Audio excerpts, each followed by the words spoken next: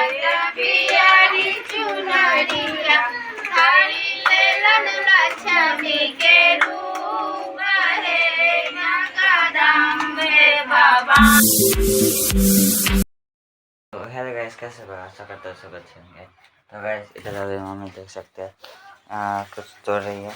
क्या है मम्मी? बरबट्टी सूख गया ये लगता है। कैसे का मम्मी शायद भाजी बनेंगी और मम्मी ये लाल चाय पी रही है। और गाइस आज मेरे घर में शिव पूजा है तो इसलिए मम्मी सुबह सुबह उठी है और काम करेगी अभी।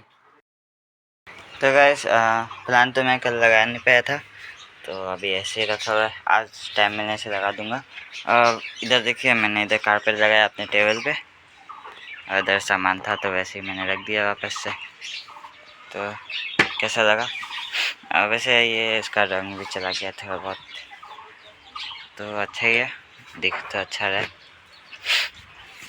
और ये सीता को देखिए मटके के अंदर जा रही है पर अंडे नहीं देती है अभी तक। शायद इस बार अंडे दे दे। देखिए अंदर जाके बैठ गई है।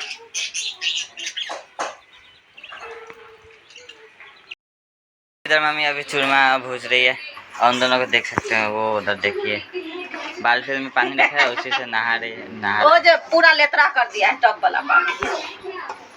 तो अभी मम्मी यहाँ पे चूरमा भूज रही है, आज पूजा इसलिए।